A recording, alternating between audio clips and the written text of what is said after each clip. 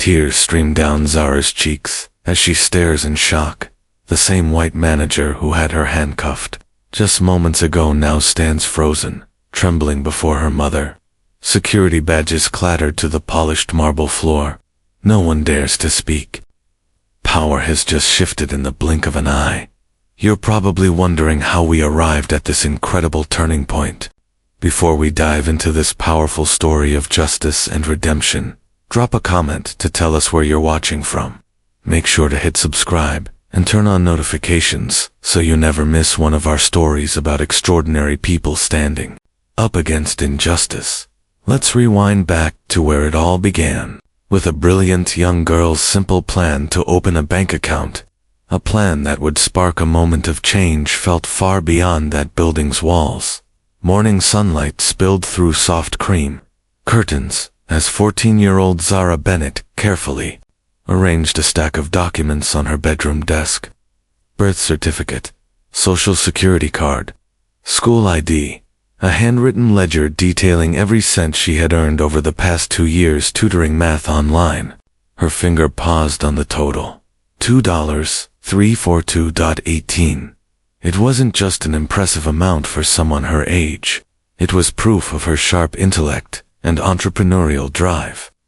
Zara had spent weeks researching banks, comparing rates, benefits, and customer service. She'd finally chosen Westmore Financial, the city's most prestigious institution, famous for its 100-year legacy of serving the state's wealthiest elites. She had always admired the bank's towering columns and grand design from the bus window. But today, she wouldn't just pass it by. Today, she'd walk through those formidable glass doors not as a visitor, but as a client. Downstairs, her mother Diana Bennett sat at the kitchen island, fingers dancing across her laptop as she prepped for morning meetings. What few people knew, Diana had recently become CEO of Global Bank Holdings, the international firm that had quietly acquired Westmore Financial 6 months earlier. Diana had chosen to keep her position low profile within the day-to-day operations of what she wanted to observe the bank's internal culture before making her leadership visible. Working remotely gave her the rare chance to remain unseen. Only top executives and board members knew who she really was. "Mom, I think I'm ready," Zara said, stepping into the kitchen with a folder neatly tucked under her arm. Diana looked up, her expression softening at the sight of her daughter, dressed in a navy blazer and crisp white blouse. "You look so grown up," she said, her voice full of pride. "Are you sure you don't want me to come with you?" Zara shook her head, her carefully braided hair swaying. "I want to do this on my own. You've always taught me to be financially independent. This is my first real step." Diana nodded slowly. She had indeed raised her daughter to stand on her own, passing down the lessons she had learned the hard way in her own rise through the male-dominated, racially biased world of finance. As one of the few black women to reach the top tier of banking leadership, Diana had faced it all, from being denied student loans despite excellent credit, to watching less capable white peers climb faster now, with decades of battle scars and hard-won wisdom. She was changing the system from within, but she had never hidden from her daughter the reality of the challenges. She'd face a world quick to judge her skin before her brilliance. "I'm just a call away if you need anything," Diana reminded her, rising to gently adjust Zara's collar. "And remember everything we talked about." Zara nodded and repeated the mantras drilled into her since childhood. Speak clearly and confidently. Keep eye contact. Ask direct questions about services. Don't accept vague answers. Document everything. Diana smiled, her eyes full of both love and steel. And never forget to belong in every room you walk into. The moment was broken by the distinct chime of Diana's phone, a tone she reserved for only the most urgent board matters. One glance at the screen, and her expression shifted into the composed, unreadable mask of a seasoned executive. "Emergency board meeting," she muttered. "They're raising concerns over the new diversity initiative." She sighed, already anticipating which board members would be the loudest objectors. Some had resisted her every effort to reshape the company's culture from day one. "I can reschedule if you want me to come with you," Diana offered, turning back to Zara. Zara squared her shoulders. "I've got this, Mom. You raised me for this moment." She carefully placed her papers into a leather portfolio, a gift from Diana when she launched her tutoring business. "Besides," she added with a smirk, "you said Westmore Financial has the best customer service in the city, didn't you?" Diana hesitated. It was a prestigious bank, but she had only recently begun implementing structural changes. Many branch managers still operated with unchecked autonomy, and her review of their practices was far from complete. "Just promise me one thing," Diana said, taking Zara's hand gently. "If anything feels wrong, you call me immediately." Zara rolled her eyes playfully. "Mom, I'm opening a bank account, not climbing Everest. What could possibly happen?" Diana pulled her into a tight hug, whispering into her braids, "I love you so much." As Zara headed for the door, Diana called out, "Text me when you're done." Turning back to her laptop, Diana had no idea that what should have been a simple errand would spiral into a defining confrontation, one that would shake the very foundation of everything she'd worked to build. As she connected to her virtual boardroom, she remained unaware that, across town, her daughter was about to learn exactly why her mother's mission to transform banking culture was so vital. The late morning sun glinted off the steel and granite of Westmore Financial's downtown headquarters as Zara approached the revolving doors. She took a deep breath, adjusted her blazer, and clutched her portfolio tightly against her chest. The moment she stepped inside, chilled air met her skin, and her footsteps echoed across a vast marble floor that gleamed like glass beneath ornate chandeliers suspended from 30-foot ceilings. Everything about the space was designed to inspire awe, and perhaps a little intimidation. Zara quickly realized she was the only black person in the lobby. Aside from the uniformed security guard stationed near the entrance, well-dressed white customers lounged in plush seating areas or spoke in hushed tones to sharply dressed associates. Several turned to look as she walked past, some curious, others clearly uncomfortable. She kept her head high and approached the reception desk, where a slender white woman with flawless blonde hair was chatting warmly with an elderly white couple. Her nameplate read Eleanor. The woman's pleasant smile vanished the moment she noticed Zara waiting behind them. When the couple walked away, instead of acknowledging Zara, Eleanor looked past her. "Next in line, please," she called out, though Zara was clearly next. "Excuse me," Zara said, her tone calm but assertive as she stepped forward. "I believe I'm next." Eleanor's eyes narrowed slightly as she gave Zara a dismissive once-over. "Are you lost, sweetie? The community center's a few blocks down." Heat flushed Zara's face, but she kept her composure, repeating the lessons her mother had drilled into her. "Stay professional. Don't let them rattle you." "I'm here to open a new account," she replied firmly, placing her portfolio on the counter. "I have all my documentation ready." Eleanor didn't mask her skepticism. "Do your parents know you're here?" "We don't open accounts for minors without adult supervision." "I'm aware of your policy," Zara said evenly. "I've researched your Young Savers program. It allows customers aged 13 to 17 to open accounts with proper ID and an initial deposit. I have everything you require." Eleanor blinked, momentarily taken aback by the clarity and confidence of Zara's response. With a dramatic sigh, she picked up her phone. "Let me see if Mr. Whitfield has time for you." After a short call, she hung up and gestured vaguely to a leather sofa nearby. "Have a seat. Mr. Whitfield might be able to meet with you, if his schedule allows." Zara sat down, noting how several white customers who arrived after her were assisted immediately. 15 minutes passed, then 30, then 4.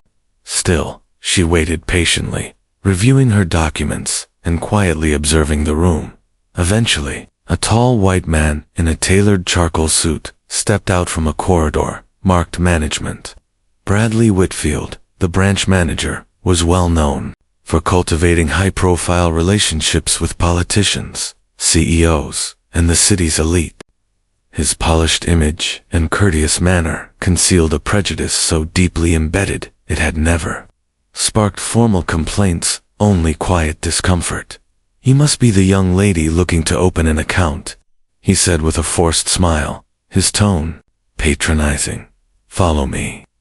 But instead of leading her to one of the open desks in the public area, he directed her elsewhere. Instead of guiding her to the open desks where other customers were being helped, Mr. Whitfield led Zara down a hallway to his private office. The space was clearly intended to impress. One wall was lined with certificates and framed awards, while another displayed photos of Whitfield shaking hands with prominent white politicians. "Have a seat," he said curtly, offering no handshake, no introduction. Zara took the chair across from his imposing desk and carefully placed her portfolio on the surface. "My name is Zara Bennett. I'd like to open a young saver's account." Whitfield leaned back in his sleek leather chair, eyeing her with open skepticism. "And where?" he asked, voice thick with insinuation. "Did someone your age come across the money to open an account?" Zara didn't flinch. She calmly opened her portfolio and pulled out her business ledger. "I run an online mathematics tutoring service. I've been doing it for 2 years, helping students with algebra, calculus, and statistics. I charge $25 per hour for standard tutoring, and $40 for advanced placement prep." She slid the ledger toward him. "These records track each session and every payment I've received." Whitfield glanced briefly at the detailed entries, but didn't bother to pick it up. "And I suppose you have the cash with you now. Where exactly do you keep all this money you've supposedly earned?" The contempt in his tone was barely veiled. Zara remained steady. "I don't carry cash. I have a cashier's check drawn from my mother's account, where I've been depositing my income. She helps me manage it for tax purposes." She presented the check, along with her ID and supporting documents. Whitfield gave the paperwork a cursory glance before asking, "And what does your mother do, that she's so well versed in banking?" Zara hesitated. Her mother had always been modest about her professional title, preferring to be recognized for her values rather than her authority. "She works in finance. Actually, she works for the parent company that owns this bank." That seemed to catch Whitfield's attention, but not in the way she had hoped. His expression hardened with suspicion rather than respect. "Oh, really?" he said, clearly unconvinced. "And what's her name?" "Gianna Bennett," Zara answered. Whitfield drummed his fingers on the desk. The name didn't ring a bell, which to him confirmed his suspicion that Zara was lying. "And what position does she hold?" he asked, pressing further. "She's in executive leadership," Zara replied carefully, not wanting to reveal too much. Her mother had always emphasized discretion. Whitfield's mouth curled into a tight, patronizing smile. "I see." Without another word, he stood abruptly. "Wait here. I need to process some paperwork for your application." Gathering her documents, he left the office and closed the door behind him. From her seat, Zara could see through the glass walls as Whitfield approached a white customer who had entered after her. The interaction was warm, full of smiles, handshakes, and friendly nods. At one point, she saw Whitfield gesture toward her office, followed by the customer glancing in her direction with visible discomfort. A knot formed in Zara's stomach. Quietly, she pulled her phone from her pocket, opened the voice recorder app, and tucked the device partially beneath her portfolio, just in case. 10 minutes passed, then 15. During that time, she watched Whitfield assist 2 more white customers with ease, while she remained secluded. Ignored in his office, through the glass, a young black female teller caught Zara's eye and gave her a look filled with quiet sympathy. When Whitfield finally returned, his demeanor had shifted. The false pleasantness was gone, replaced by a cold, authoritative edge. "Miss Bennet," he said stiffly, "there appear to be some irregularities in your application." Zara sat upright. "What irregularities?" "All my documentation is in order." Whitfield didn't sit down. He remained standing, towering over her. "The source of your funds is questionable. Your explanation about tutoring doesn't meet our verification standards. And your claim that your mother works for our parent company could not be verified." Zara's heart pounded. "I can provide references clients who've paid me for sessions, and my mother does work for Global Bank Holdings. You can call her right now." She reached for her phone to pull up her mother's number.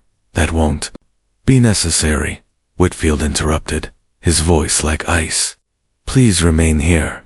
As he exited again, Zara noticed him make a subtle hand gesture toward the security desk. Her stomach dropped. It was time to call her mother now, but something held Zara in place, a strange paralysis, rooted in disbelief.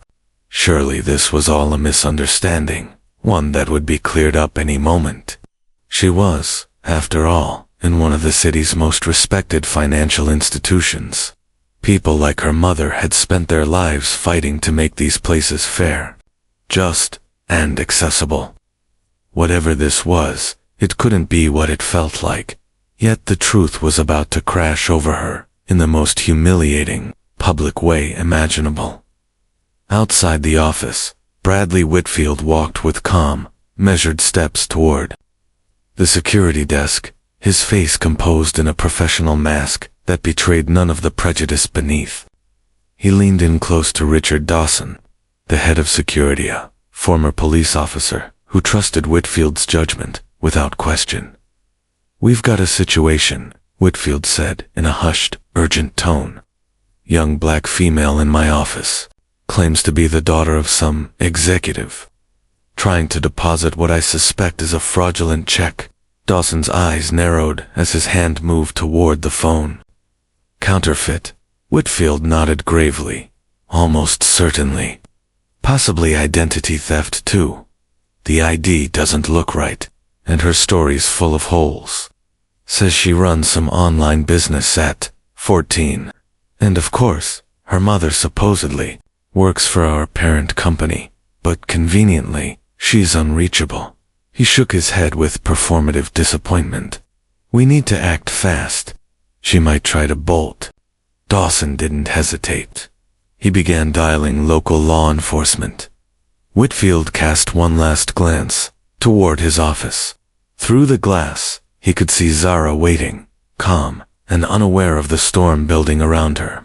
For a fleeting second, uncertainty flickered across his face, but it vanished just as quickly. People like her didn't belong at Westmore Financial.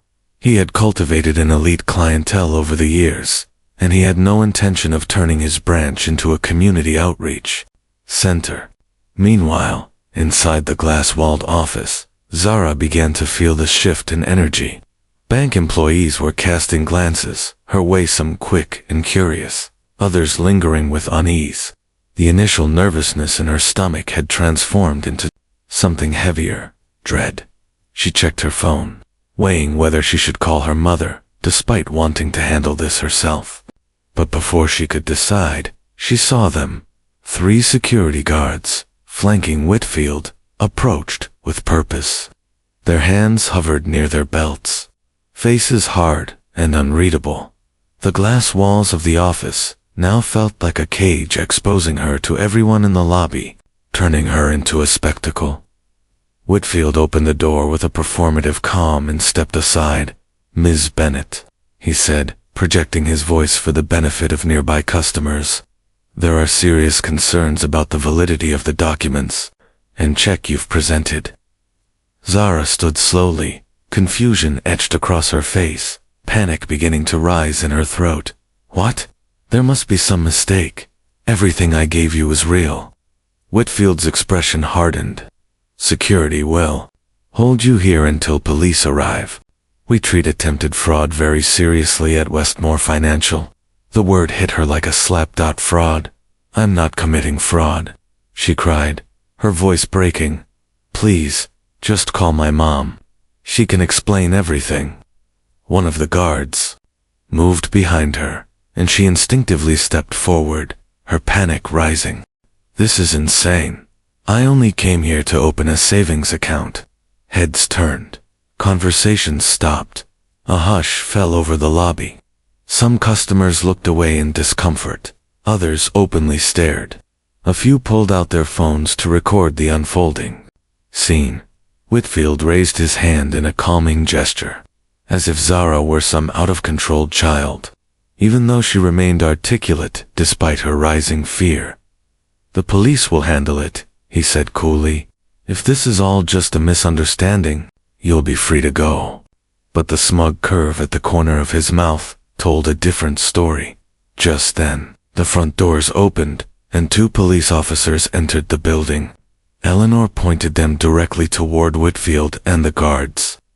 The officers' hands went instinctively to their weapons as they approached, assessing Zara with instant suspicion despite her age, despite her obvious distress.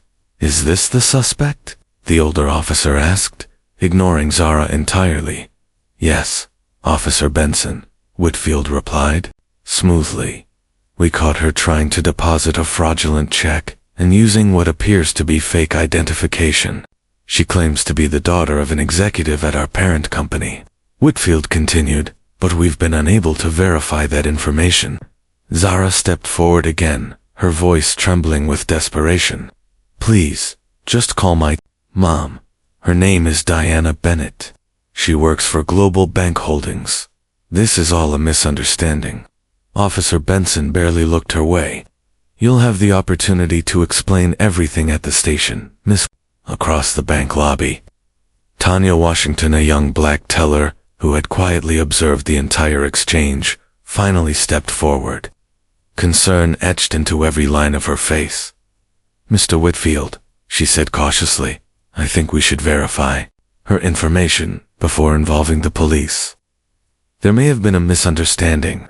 Whitfield turned sharply, his eyes hard with fury at her public challenge. Return to your station immediately, Miss Washington, he snapped. Unless you'd like to be written up for interfering with security protocols. This is not your concern.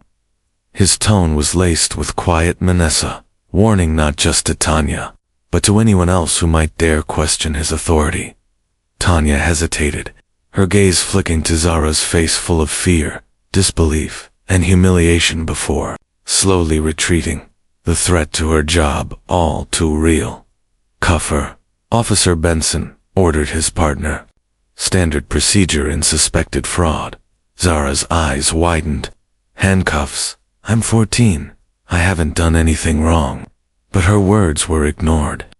Officer Johnson roughly pulled her arms behind her back, snapping cold steel around her wrists. The cuffs were too tight. The pain was sharp. Tears filled her eyes not just from the physical discomfort, but from the raw humiliation and rising fury inside her. She was being criminalized simply for existing being a black girl, in a space where people like her were seen as suspicious. All around, customers watched. Some whispered. Others filmed the scene quietly on their phones, but no one stepped in. Whitfield observed it all, with thinly veiled satisfaction. His silence spoke volumes, an unspoken message to others like Zara. You don't belong here, as Zara was marched through the lobby, past the rows of teller windows. Her eyes met Tanya Washington's once more.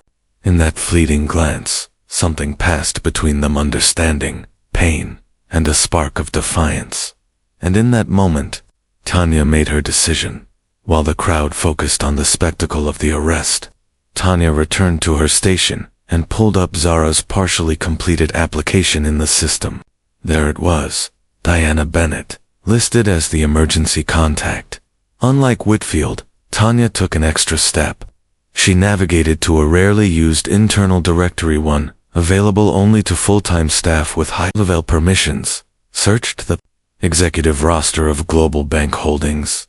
What she saw made her blood run cold. Diana Bennett wasn't just an employee. She was the chief executive officer, as the officers escorted Zara out the revolving doors and into the sunlight.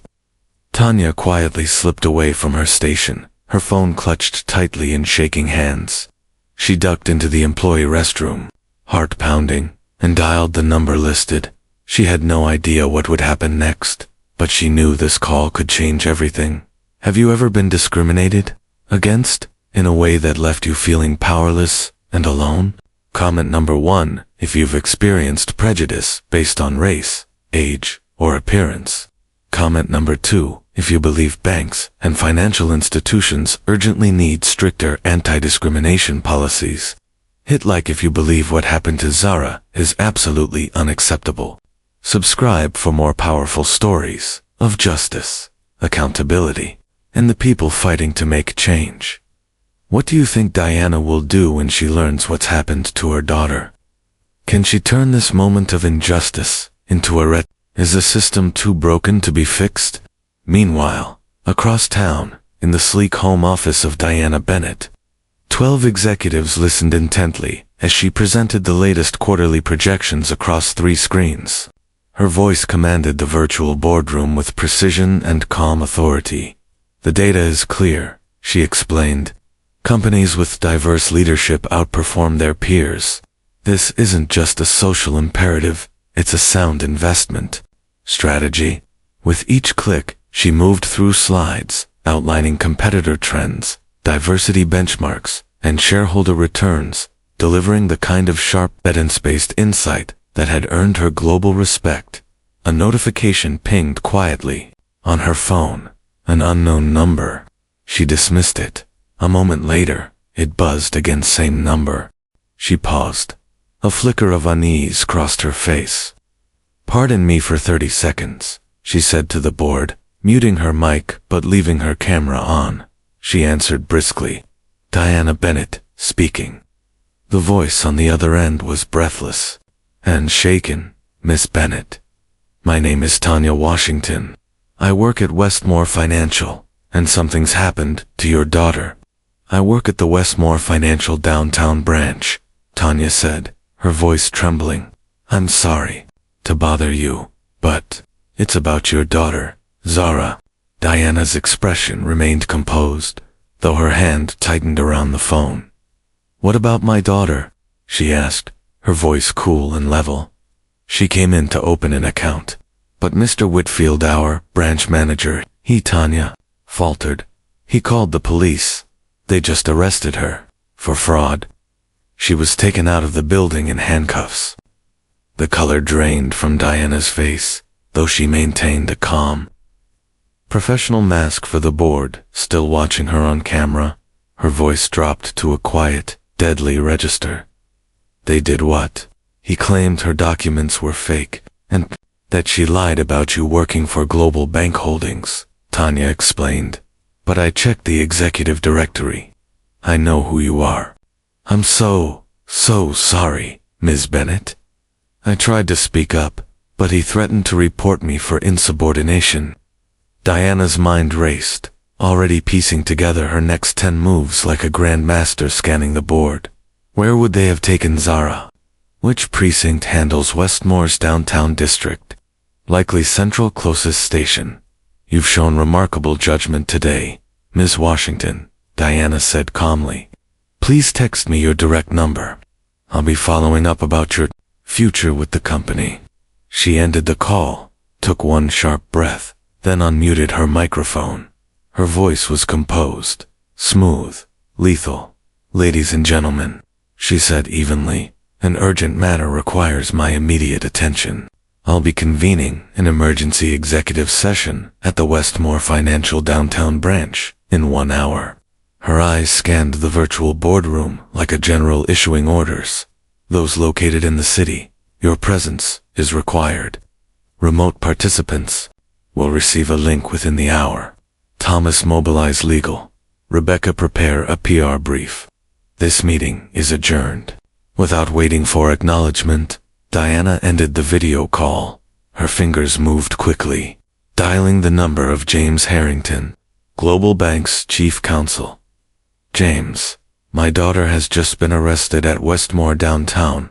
Fraud charges, false, fabricated by the branch manager.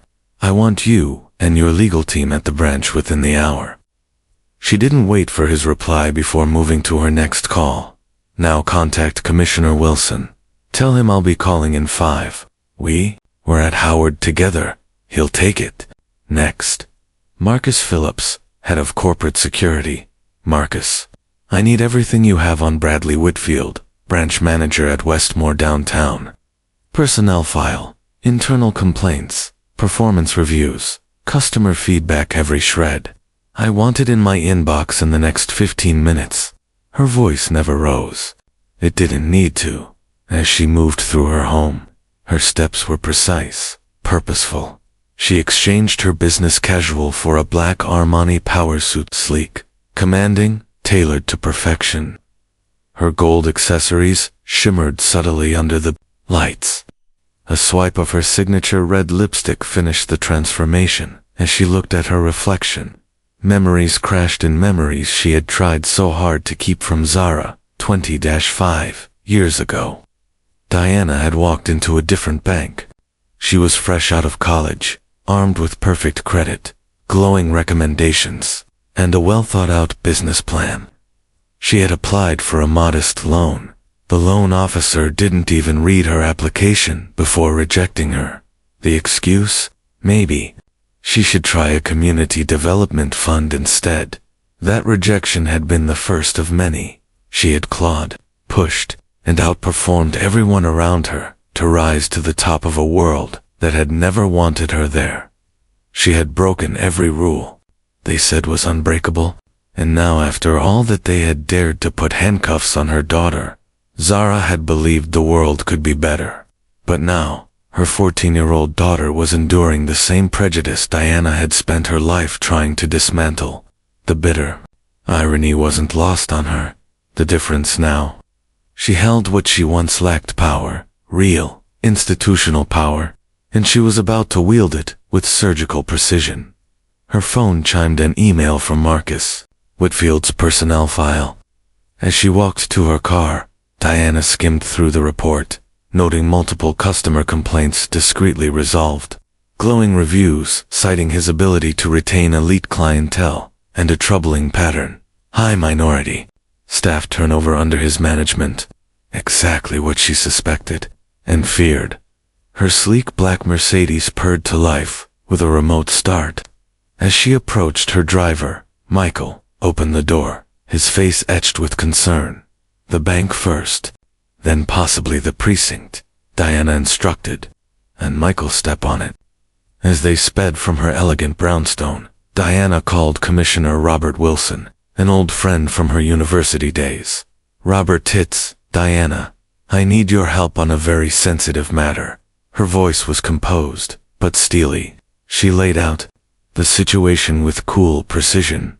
Yes, I know protocol, but a 14-year-old honor student is being treated like a criminal for trying to open a bank account while black at my bank. Robert, the irony isn't lost on me. She listened, then nodded sharply. Thank you. I'm on my way. Her next call went to Vanessa Okafor, head of public relations. Vanessa, we're facing a moment that can either shatter our credibility or demonstrate our integrity. Prepare 2 statements. One addressing racial profiling at Westmore, with a strict zero-tolerance stance. The other announcing upcoming leadership changes at the downtown branch. Her phone buzzed again, an email from James Harrington. 3 prior discrimination complaints against Whitfield, each quietly settled under NDAs. Diana forwarded the files to her assistant with instructions: reach out to the complainants, offer immediate NDA releases, and request public statements.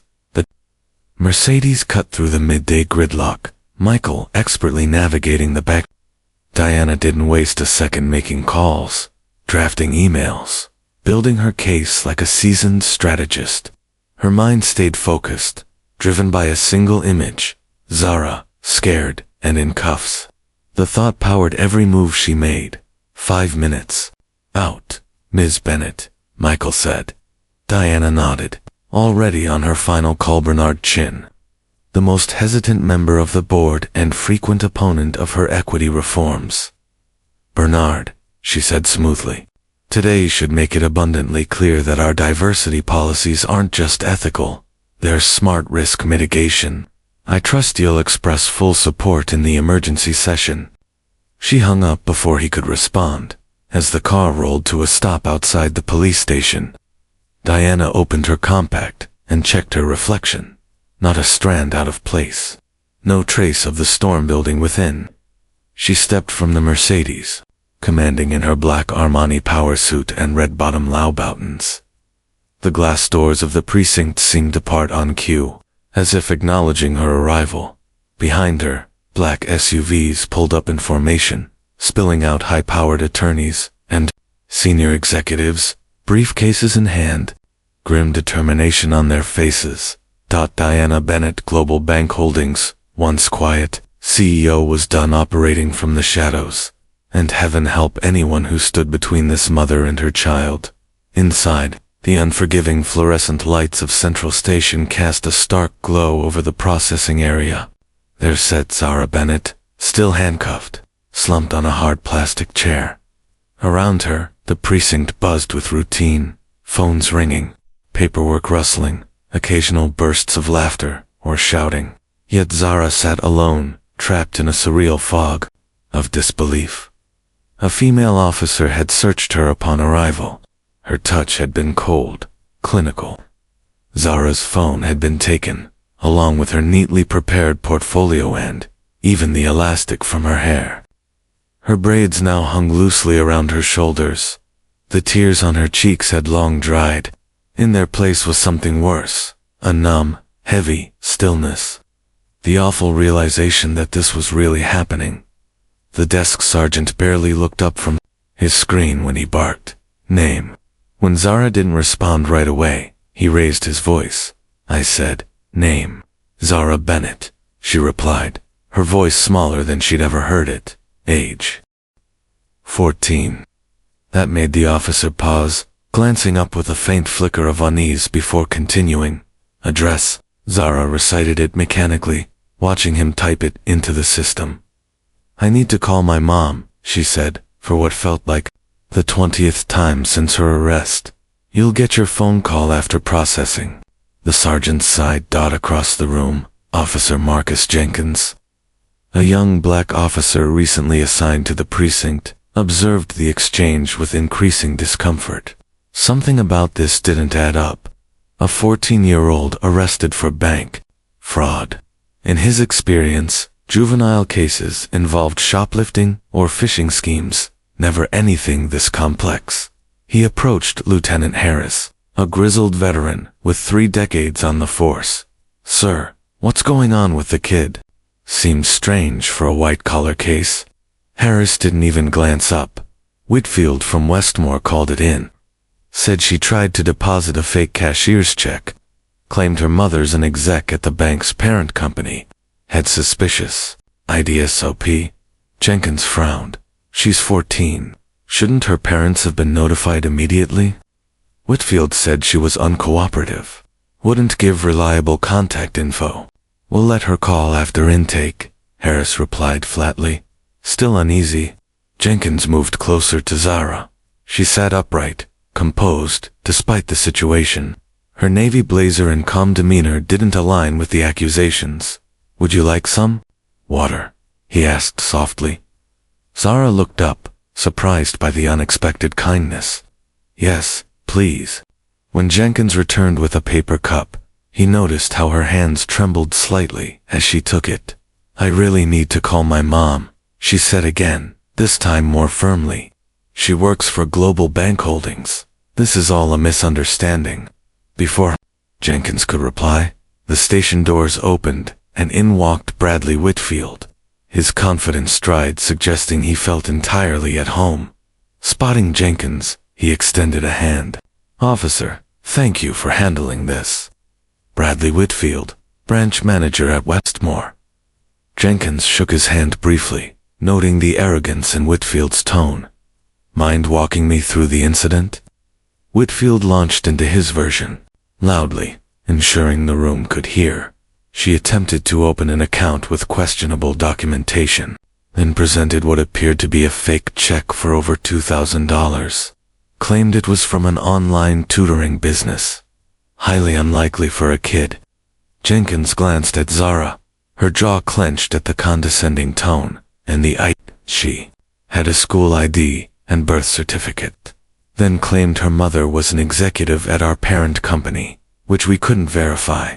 She got agitated and uncooperative, but Jenkins had seen no signs of agitation since her arrival. Her composure had been admirable, measured, not manic. Something didn't line up. I'd like to press charges, Whitfield added. Attempted fraud, falsified ID, maybe identity theft. Westmore takes fraud very seriously.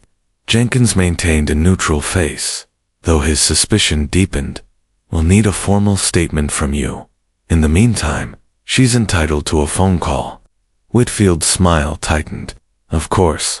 Though in my experience, these types rarely have legitimate contacts. Probably a dead end. The casual racism wasn't lost on Jenkins. He turned deliberately away. Miss Bennett, let's get you that phone call. As he guided Zara toward a quieter space, Whitfield called after him, Officer, please keep me informed before any decisions are made. I have more details, if needed. Jenkins nodded curtly and continued. You've got one call, he said gently, breaking from standard tone. Make it count. Zara's fingers hovered nervously. Her mom was likely in back-to-back meetings. Would she even answer a strange number? She took a breath, recalling the code they'd established for emergencies. Stay calm, stay smart. She dialed, Mom, it's Zara. I'm at Central Station, code Crimson. That phrase code Crimson meant an emergency involving discrimination or personal danger. I'm okay, but they're saying something about fraud. The bank managers. Here. She listened. Yes, Westmore, downtown, love you. She hung up, fear replaced with a sense of grounding.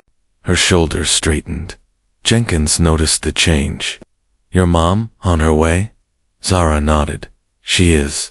The certainty in her voice gave him pause. This wasn't a scared kid calling for help. It was someone who knew the storm she'd summoned would be precise and unstoppable. The next 30 minutes brought tension that rippled through the station. First, a call from the desk sergeant to Lieutenant Harris, who exited his office looking rattled. Then came the captain himself, responding to a direct call from HQ. Staff began whispering. Clerks who'd been relaxed a moment ago suddenly looked busy. Whitfield, growing impatient, noticed the shift. Is something wrong, officer? He asked Jenkins. Not at all, sir. Just routine. Then the atmosphere shifted entirely. 3 sharply dressed men and 2 women entered the station, all in tailored suits, carrying briefcases. Without pausing, they went straight to the captain, handing over business cards that made his brows shoot up. I see, the captain said aloud, clearly surprised. We'll comply completely. He turned to the desk. Release Ms. Bennett immediately. No charges are to be filed. Whitfield stepped forward, stunned. What? He demanded, color rushing into his face. Whitfield protested. Captain, I must object. I'm the one who was defrauded. Here I insist on pressing charges. The captain looked at him coolly. Mr. Whitfield, I suggest you remain patient until all involved parties are present. The situation has ... evolved. Whitfield's baffled expression might have been comical in another context. As an officer, gently removed Zara's handcuffs and handed back her belongings. Jenkins noted the young girl's face not triumphant, but calm and dignified. She had been waiting for this. Then the station doors opened once more and silence swept the room. A striking black woman in a razor-sharp designer suit entered, flanked by a procession of attorneys and executives. Their arrival hit the room like a seismic wave. Officers straightened, clerks froze, mid-task, even hardened detectives stiffened at the sight. Diana Bennett had arrived. She didn't need to announce herself.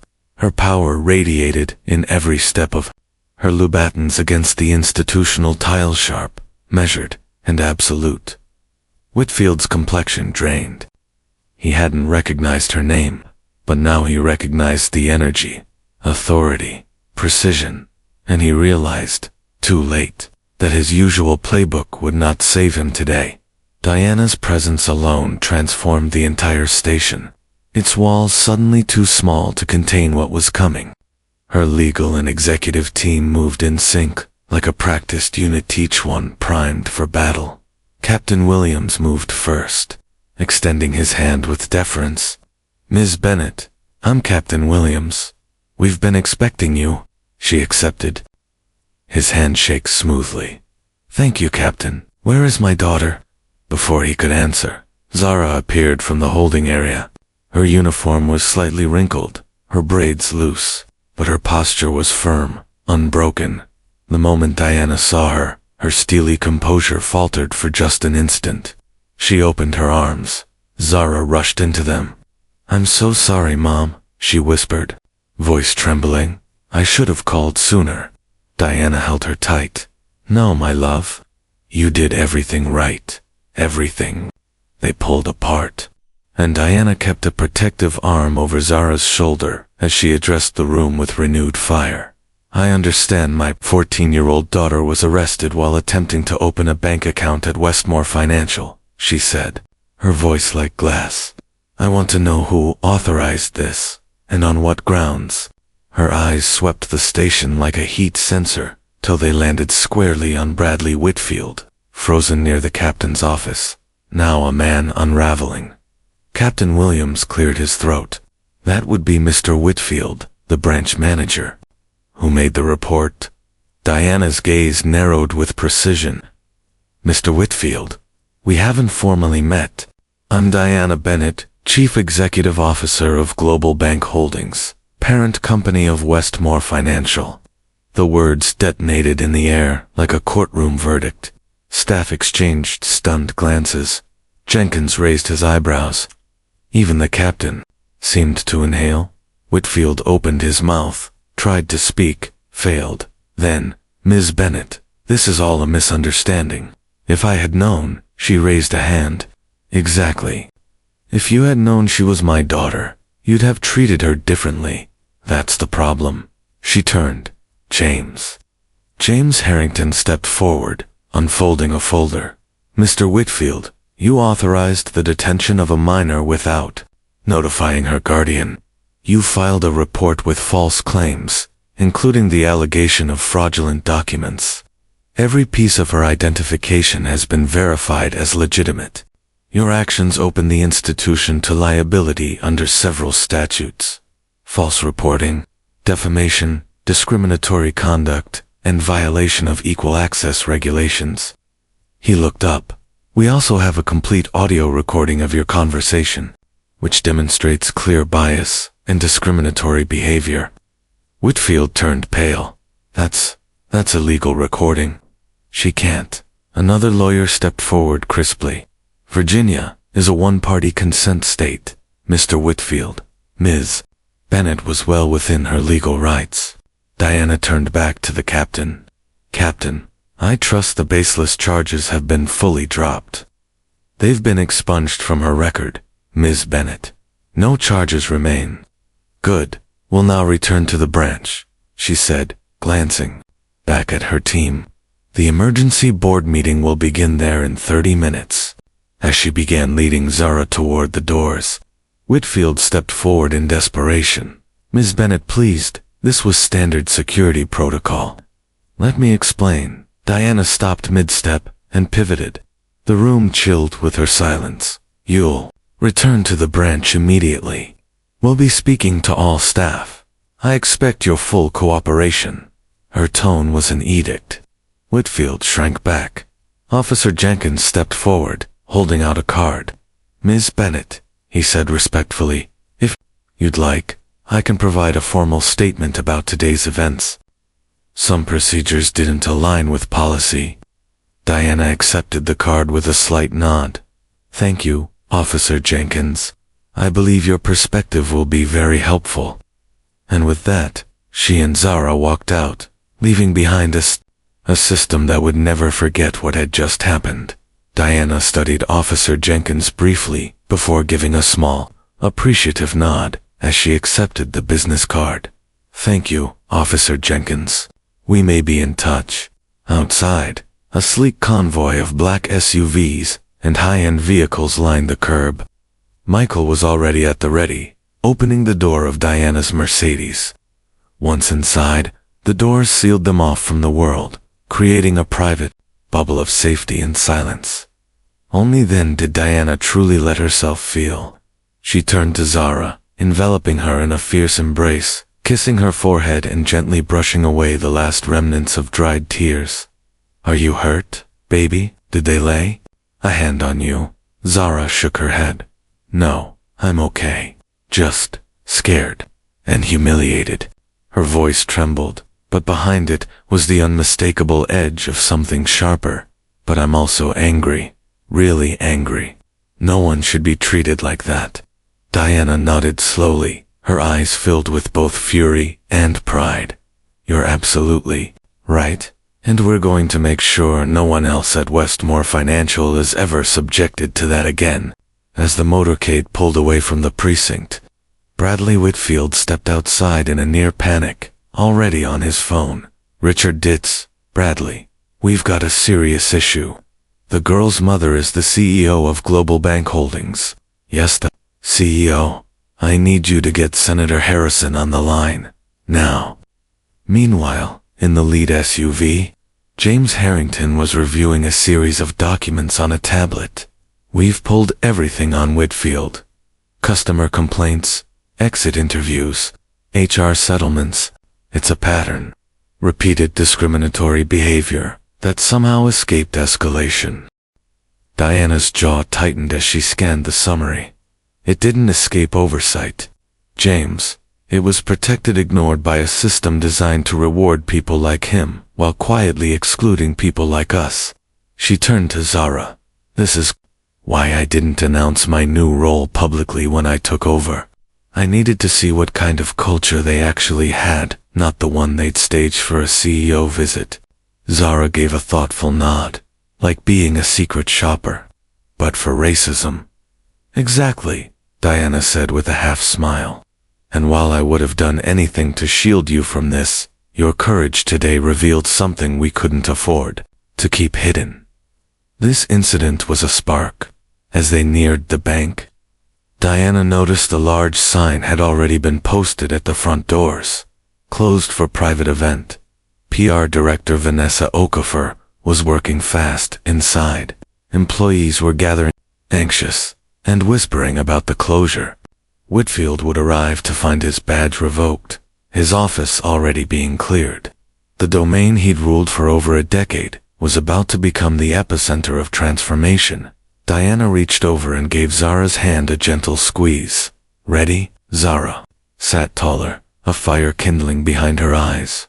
Ready? But, do you think real justice is even possible in a system like this? Diana considered that for a moment. It is, but only when someone finally refuses to accept the way things have always been. Comment number 1, if you believe true change starts with bold leadership from the top, or number 2, if you think real progress requires grassroots pressure from below.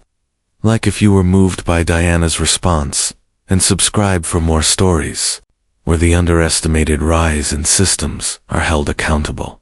This wasn't the end. It was only the beginning. Inside Westmore Financial, the gleaming lobby was close to customers. A polished private event sign now guarded the doors. Employees huddled in small groups, murmuring about what could possibly warrant such a disruption. Near the edge of the room, Tanya Washington stood alone, her heart pounded.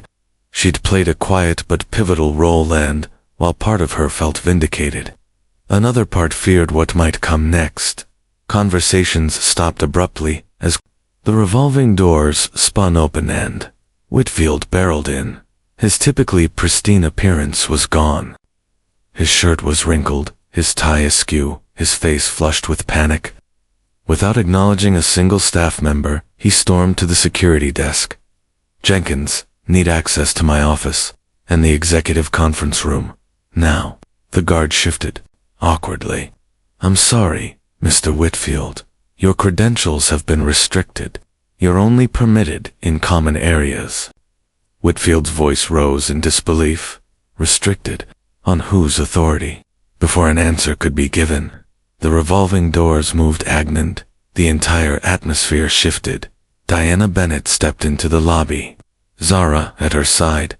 Behind them came a wave of high-ranking executives and legal staff. The air thickened with the sudden weight of corporate power. Employees froze. Even those who didn't know Diana's name immediately understood who she was by how the room reacted to her. Diana scanned the space with quiet authority. "Good afternoon," she began, her voice crisp and unmistakable. "For those unaware, I'm Diana Bennett, CEO of Global Bank Holdings, parent company of Westmore Financial." She gestured to the imposing group behind her. "These are members of our executive and legal teams. I'd like all staff to gather in the main lobby immediately. Security, please ensure all areas are covered by cameras for the next 30 minutes. Employees murmured as they shuffled into place, confusion and anxiety written on their faces. Whitfield attempted to insert himself, hand half raised in desperation.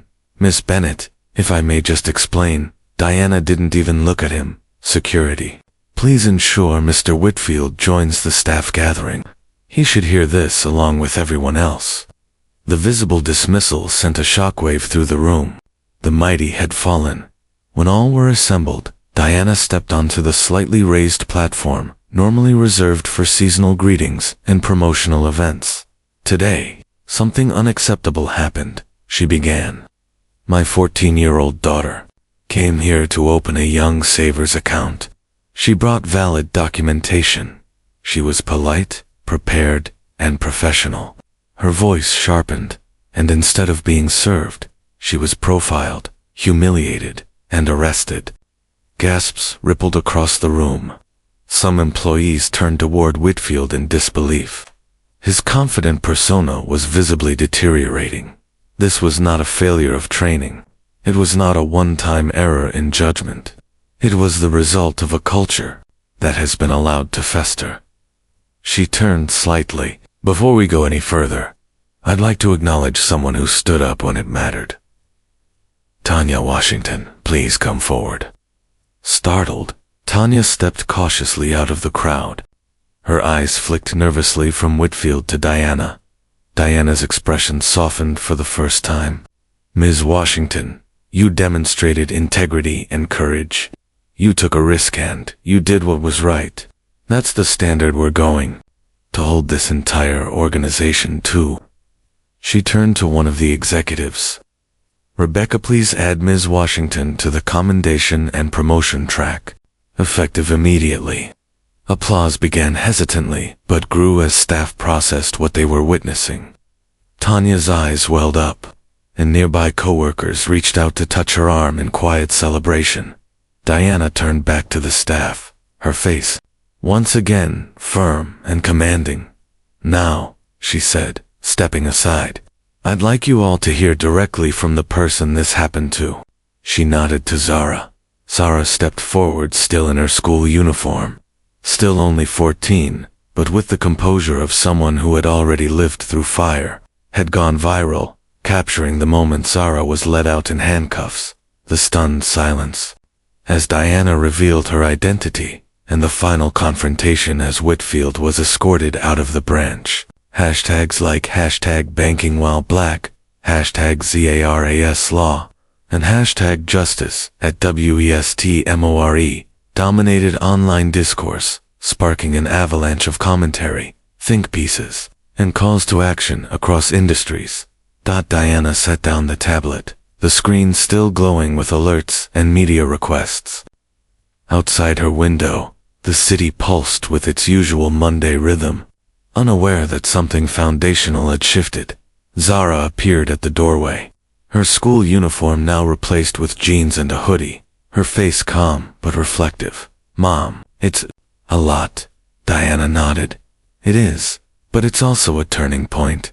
Zara crossed the room and sat beside her. "Did you expect it to blow up like this?" "No," Diana admitted. "But I hoped it would matter. I hoped your voice hit something that couldn't be ignored anymore." Zara looked down at her phone, where messages of support continued to flood in from classmates, teachers, and strangers across the country. Some kids at school are organizing a protest. They want to write letters to banks and local reps. One girl said she never realized how much bias there was until she saw what happened to me. "That's how change begins," Diana said, resting a hand over hers. "With awareness, with action."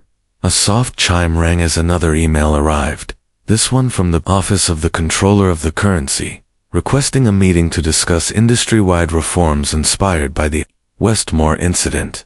Diana smiled faintly. "They're listening." She stood, straightening her blazer, then looked at Zara. "I need to prep for a national interview in an hour. They want us both on camera. Are you up for it?" Zara hesitated just a moment, then lifted her chin. "Yes, but I want to say something. Not just about what happened, but about what should never happen again." Diana met her eyes. "Then, let's say it together." As the camera crews set up in the living room and the media countdown began, a mother and daughter sat side by side, no longer just survivors of injustice, but architects of reform.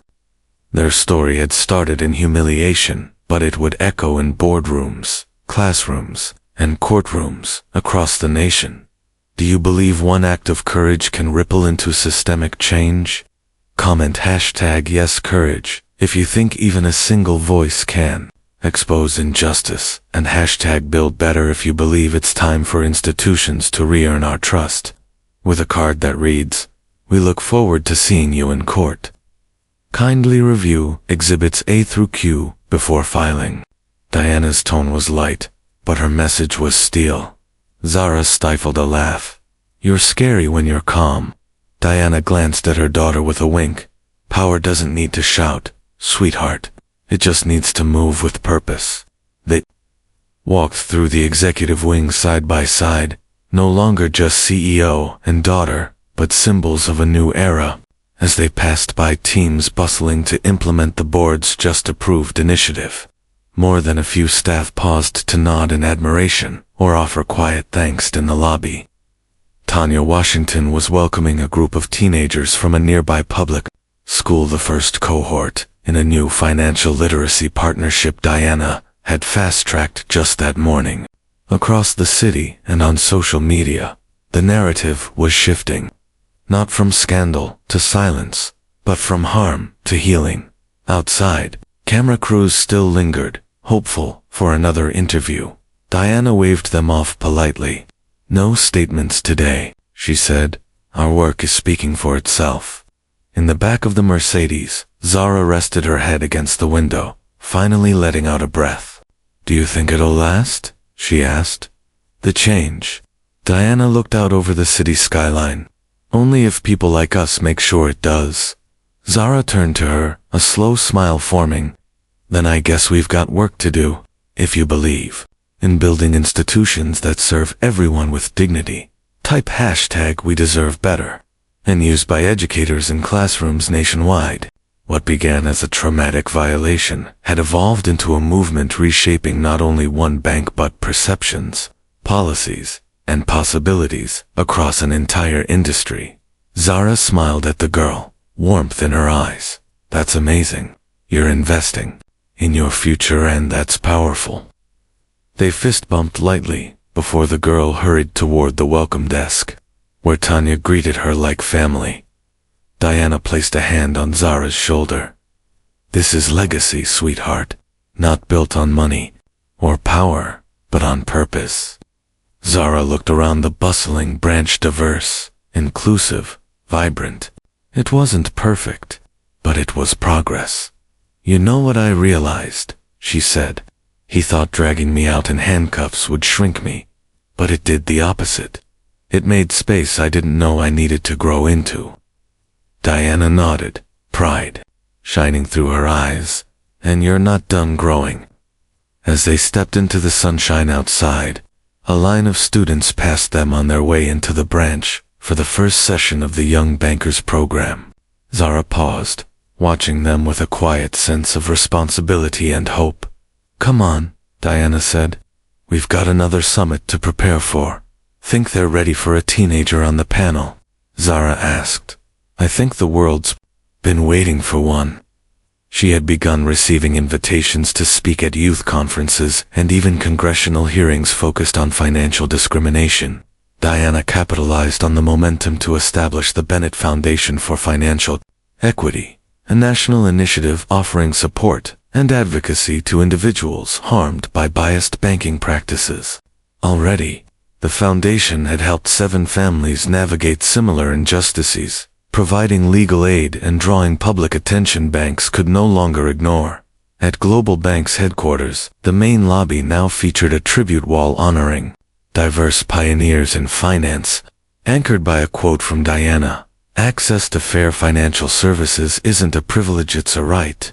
The internal cultural overhaul earned praise from industry analysts, with Global Bank stock hitting record highs as inclusive strategies unlocked sustainable growth across underserved demographics.